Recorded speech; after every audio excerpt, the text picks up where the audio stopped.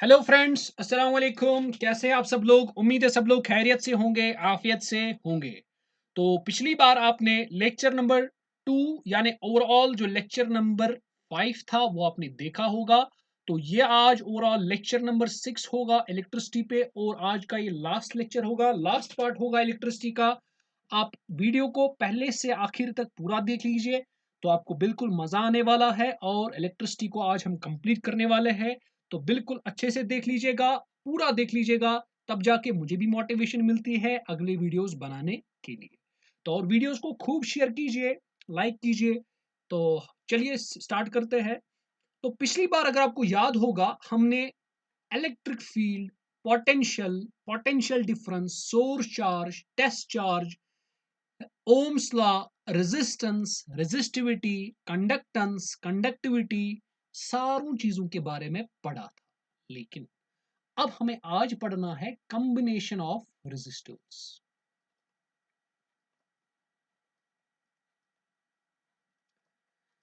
देखिए भाई, मार्केट्स में देखो हमें क्या जरूरत पड़ी कि रेजिस्टर्स को कंबाइन करना है।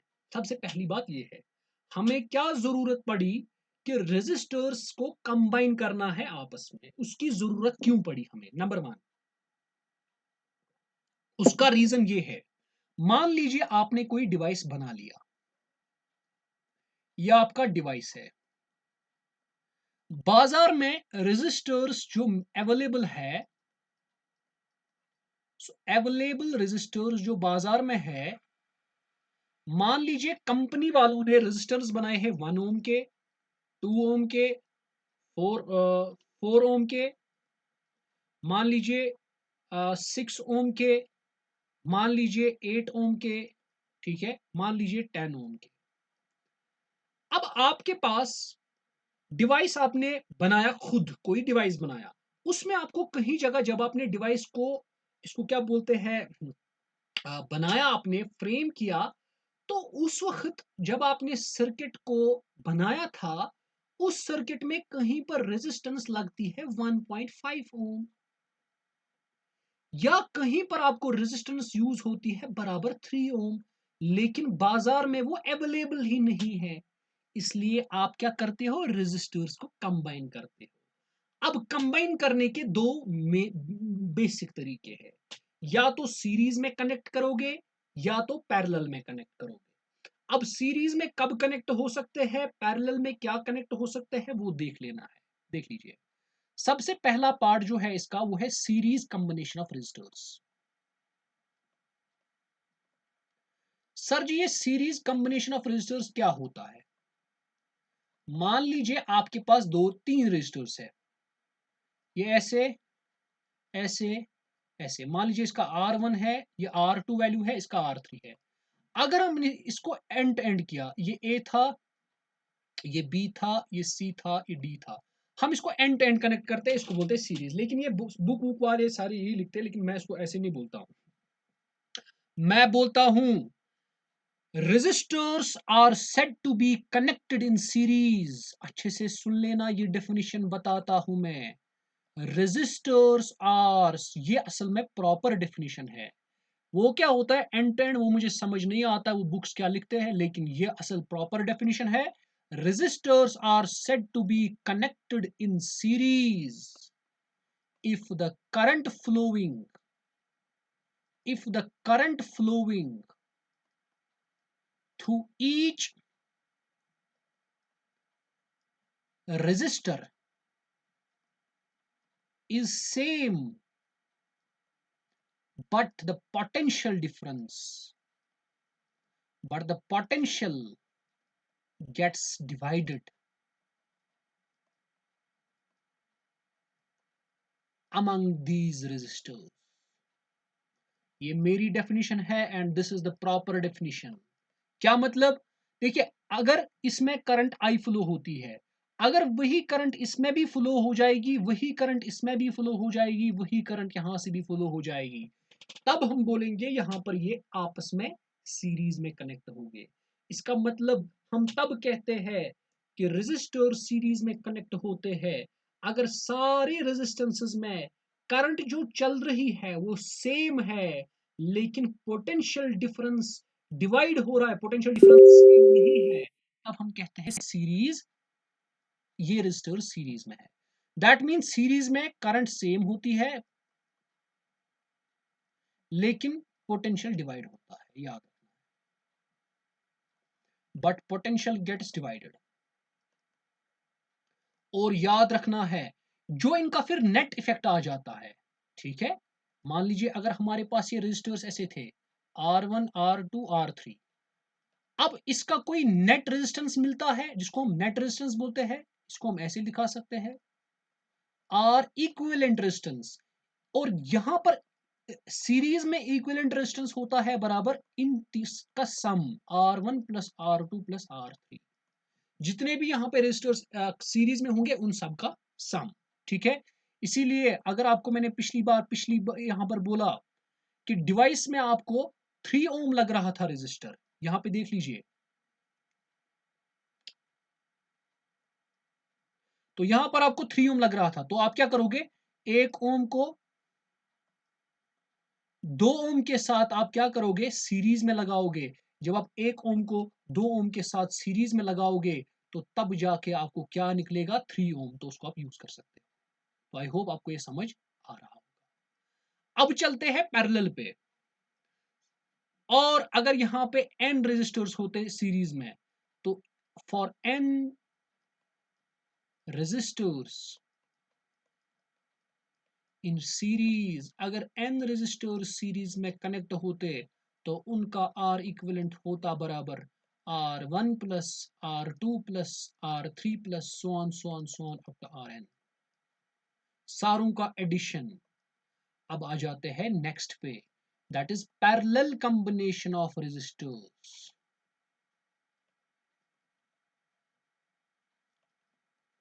पैरेलल क्या होता है, सीरीज होता था जिसमें करंट सेम रहे, पोटेंशियल डिवाइड हो, लेकिन अब यहां पे उल्टा, अब यहां पे पोटेंशियल सेम रहता है, potential remain same but current gets divided. अब यहां पे करंट डिवाइड हो रही है। अगर आप ऐसा देख रहे हो कहीं पे जहां पर पोटेंशियल सेम रहे लेकिन करंट डिवाइड हो रही हो, तब हम कहते हैं ये पैरेलल है। जैसे मिसाल, पैरेलल में शॉर्ट में करंट डिवाइड होती है, शॉर्ट में या R1 है या R2 है या R3 है। जब करंट यहां से आएगी, लेट्स सपोज I, यहां पर करंट डिवाइड होगी I1 I2 I3 और निकलेगी वापस I, क्योंकि वापस जाके I1 यहाँ पे मिलेगी, I2 यहाँ पे मिलेगी, I3, तीनों का सम यहाँ पे I के ही बराबर आएगा।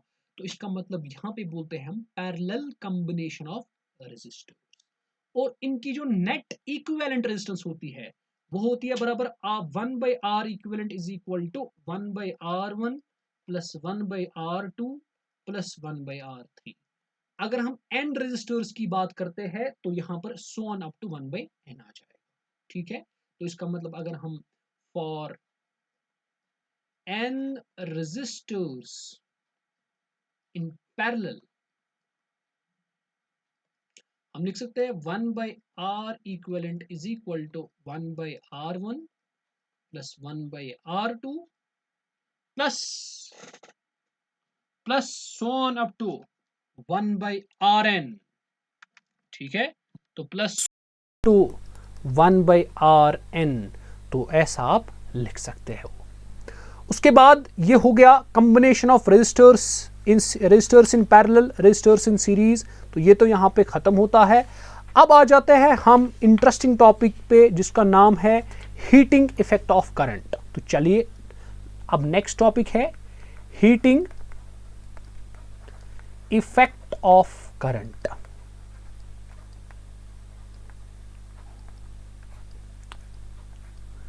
देखिए जूली ने क्या बोला, एक फिजिस्ट था उसका नाम था joule.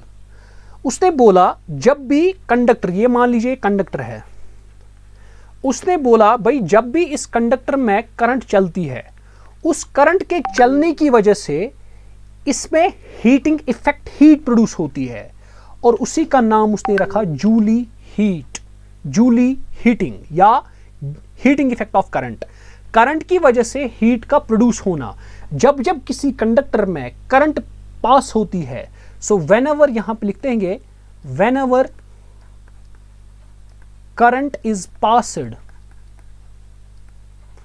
through a conductor,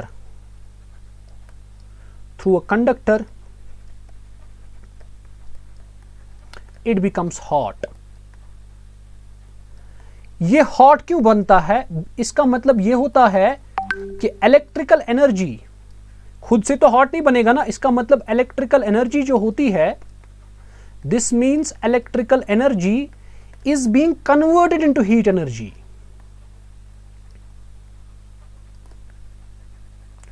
Is being converted into heat energy. और इसी इफेक्ट को बोलते हैं, so this effect is known as heating effect of current. Current की वजह से हीट का प्रोड्यूस होना.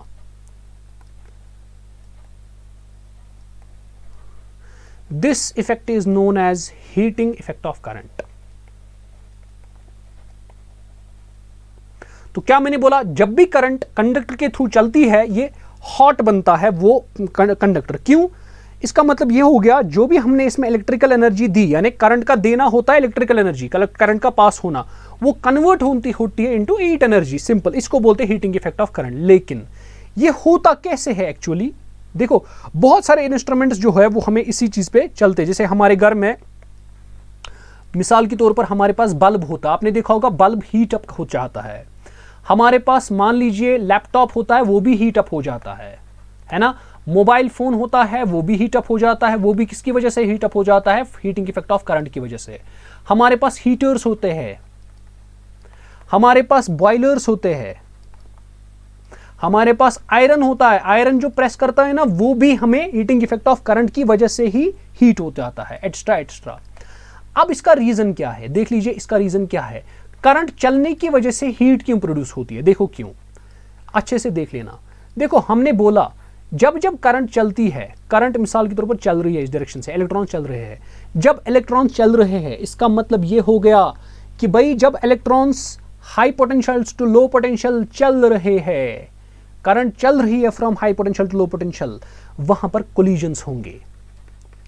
और जब जब कोलिजन्स, आपको पता है जब जब कोलिजन्स होते हैं, there is the transfer of energy. Energy तब तब कन्वर्ट होती है from electrical energy into heat energy.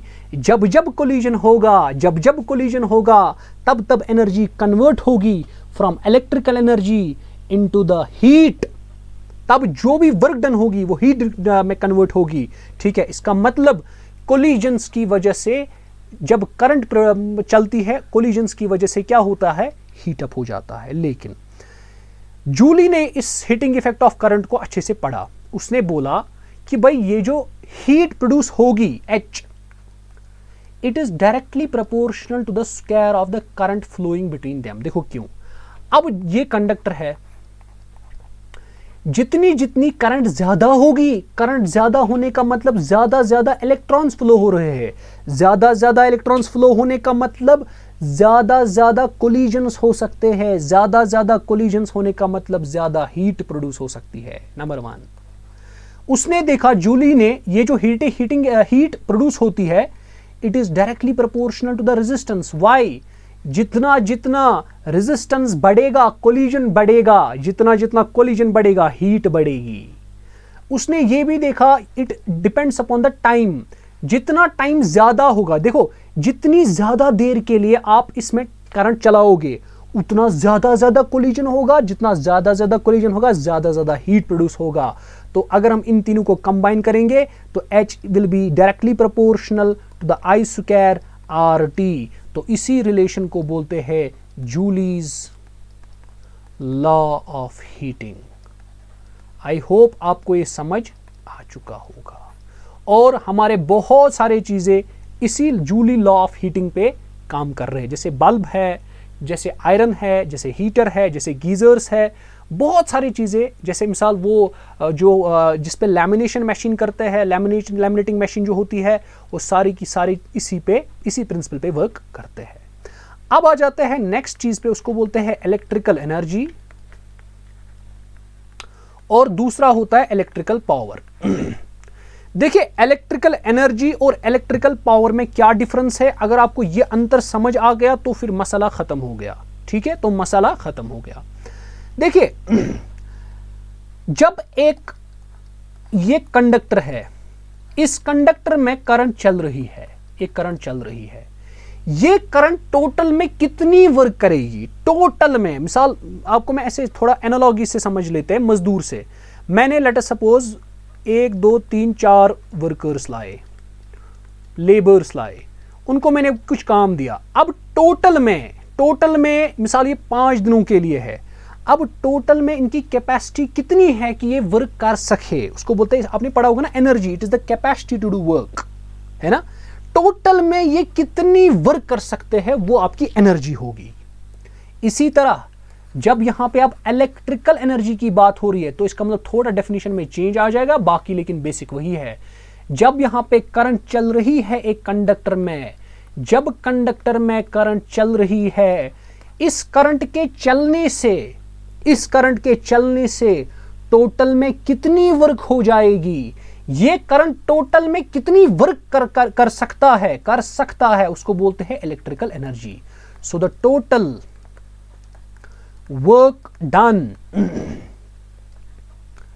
Bye an electric current, electric current total में वर्क कितनी करती है इन एन इलेक्ट्रिक सर्किट, एक इलेक्ट्रिक सर्किट में इलेक्ट्रिक करंट टोटल में कितनी वर्क करती है by an electric current in electric circuit is called electrical energy, is called electric energy. और इलेक्ट्रिक एनर्जी जो होती है इट इज इक्वल टू, याद रखना है इसको हम H से लिखते हैं, H is equal to I square RT, जो हमने अभी पढ़ा जूलीज लॉ ऑफ, ये उसी के बराबर होता है, ठीक है। एक्चुअली सबसे पहले जो इसकी है इक्वेशन वो है VIT नंबर 1, और इसको हम ऐसे भी लिख सकते हैं H is equal to V के बदले हम लिख सकते हैं IR इंटू IT, तो I इंटू I बनेगा I स्क्वायर, तो I स्क्वायर RT भी इसको लिख सकते हैं, तो इक्वेशन नंबर 2।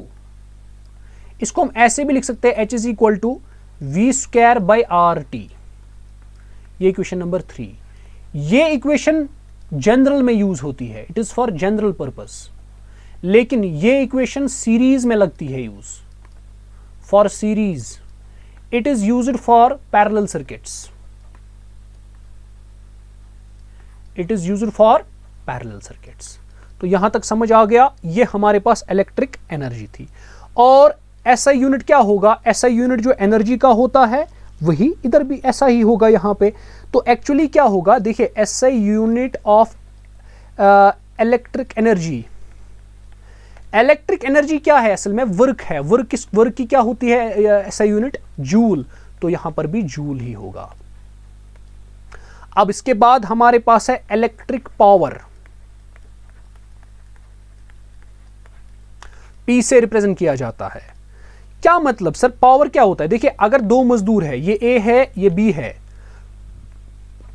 A मजदूर 10 मिनट में 50 ईंटें एक दूसरे से दूसरी जगह तक लेता है, वहीं B 60 ईंटें लेता है। इसका मतलब इसके पास ज्यादा पावर है।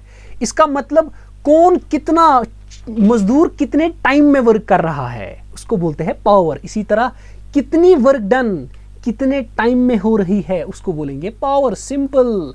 इसका मतलब कितनी इलेक्ट्रिक एनर्जी कितने टाइम में हो रही है, कितनी इलेक्ट्रिक एनर्जी, ठीक है, कितने टाइम में हो रही है, ठीक है, कितने टाइम में कंज्यूम हो रही है या कितने टाइम में डिसिपेट हो रही है उसको बोलेंगे electric power.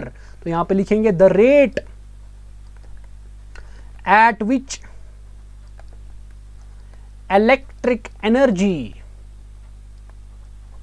is consumed or dissipated। अब किस रेट से, देखो इलेक्ट्रिक एनर्जी तो टोटल आ गया, लेकिन अब आप किस रेट से आप इसको कंज्यूम करोगे या डिसिपेट करोगे, वो आपका कहलाएगा इलेक्ट्रिक पावर। तो इसको मैथमेटिकली कैसे लिखेंगे, मैथमेटिकली आपका पावर बन जाएगा H/T, तो इसका मतलब पावर बनेगा I² RT, तो I² R बनेगा। ये फॉर जनरल पर्पस है। General formula. लेकिन P बनेगा बराबर, आपको मैंने बोला था I square R, sorry I square R कहां बनेगा, जनरल नहीं बनेगा ये, हमने बोला था ना P इस H बनेगा VIT, तो इसका मतलब जब आपको डिवाइड बाई T करना है तो VI बनेगा। इसी तरह P is equal to I square R T, तो इसका मतलब आई स्क्वायर आर तब लगता है जब सीरीज कॉम्बिनेशन होगा। और P is equal to V square by R की फॉर्मूला तब लगती है जब पैरेलल होगा। तो यहां तक आपको समझ आ चुका होगा कि हमने इलेक्ट्रिक पावर और इलेक्ट्रिक एनर्जी में क्या डिफरेंस की। ठीक है, अब उसके बाद आ जाते हैं हम इसका यूनिट क्या है। ठीक है, इलेक्ट्रिक पावर का यूनिट जो है वो वाट है।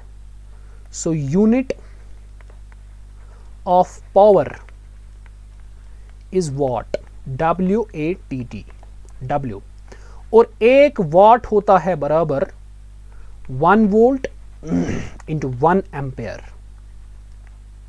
ठीक है, क्यों? क्योंकि हमें पता है W जो होता है, सॉरी P जो होता है ये होता है बराबर VI, इसलिए V का है वोल्ट और I का है एम्पेयर। सो इसका मतलब 1 वोल्ट 1 एम्पेयर। ठीक है, सो वोल्ट एम्पेयर, तो 1 वाट किसके बराबर होता है, 1 वोल्ट 1 एम्पेयर। और इसी का बिगर यूनिट होता है 1 किलोवाट, तो वो किसके बराबर होता है, वो होता है बराबर वोल्ट। सो 1 किलोवाट होता है वोल्ट एम्पेयर डिवाइडेड बाई 1000। ठीक है, सॉरी इनटू 1000। सो ये बनता है 1000 वाट के बराबर।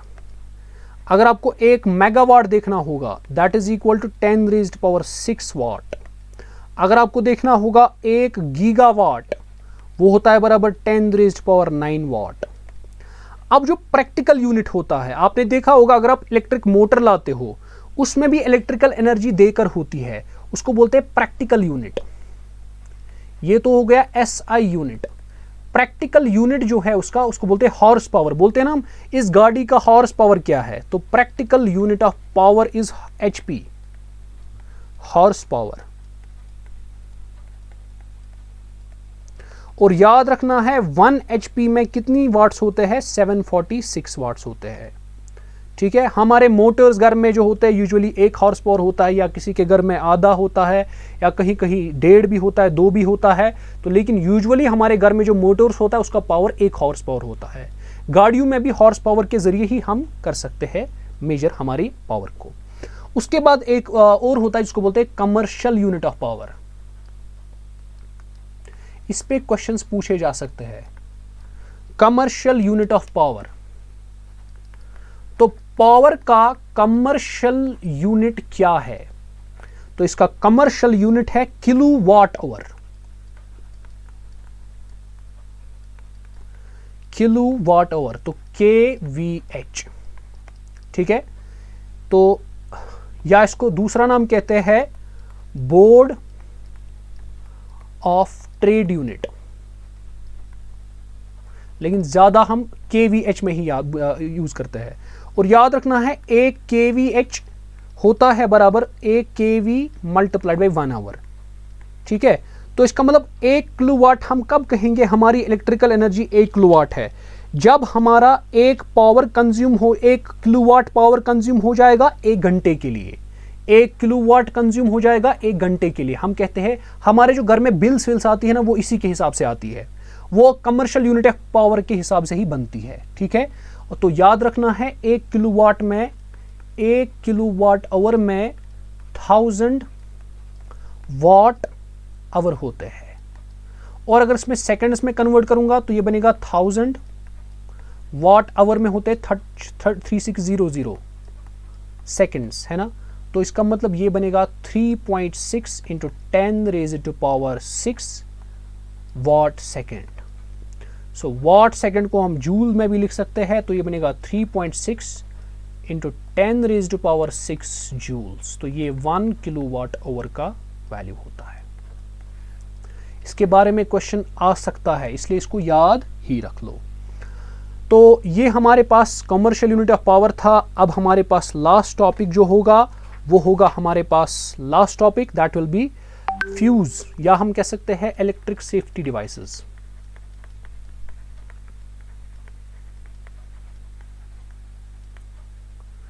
देखिए इलेक्ट्रिक सेफ्टी डिवाइसेस में हम पिछले बार करते थे यूज, यानी पुराने ज़माने में, अभी भी बहुत सारे मकानों में जो पुराने हैं उसमें इलेक्ट्रिक फ्यूज करते थे इस्तेमाल।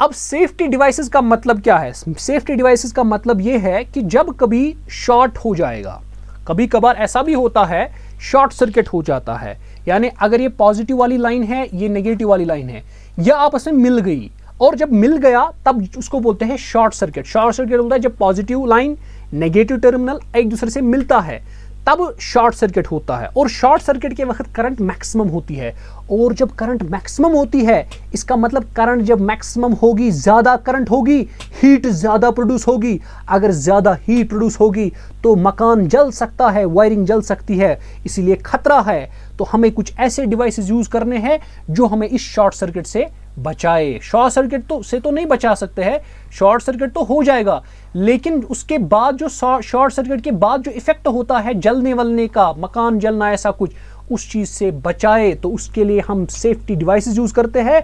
जो हम पुराना सेफ्टी डिवाइस यूज करते हैं उसको बोलते थे फ्यूज। ये कुछ इस तरह था। फ्यूज के अंदर आप समझ लीजिए ये पॉजिटिव वायर है, हमने इस पॉजिटिव वायर के अंदर एक पतला थिन वायर लगा ली, पतला थिन वायर जिसका मेल्टिंग पॉइंट लो है। अब इसका मेल्टिंग पॉइंट क्यों लो रखा? क्यों? देखिए जब इसमें करंट जाएगी, अगर करंट ज्यादा चली गई, शॉर्ट सर्किट कहीं पे हो गया, इसको ऐसे फ्रेम करते हैं कि इसको शॉर्ट सर्किट वाली करंट से जलना होता है। और अगर यहां पे शॉर्ट सर्किट कहीं पे भी हो गया, शॉर्ट सर्किट के वक्त इनमें चलती है करंट मैक्सिमम, और करंट जब मैक्सिमम चलेगी, जब करंट मैक्सिमम चलेगी तो हीट ज्यादा डेवलप होगी।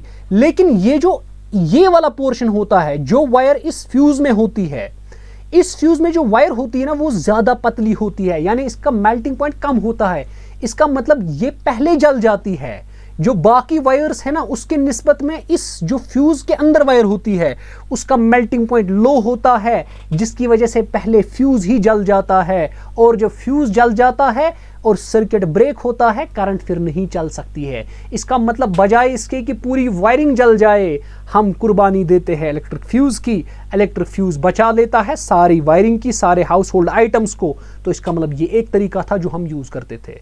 दूसरा जो हम अभी यूज करते हैं उसको बोलते हैं एमसीबी, ठीक है, मिनीएचुअर इसको नाम है, मिनीएचुअर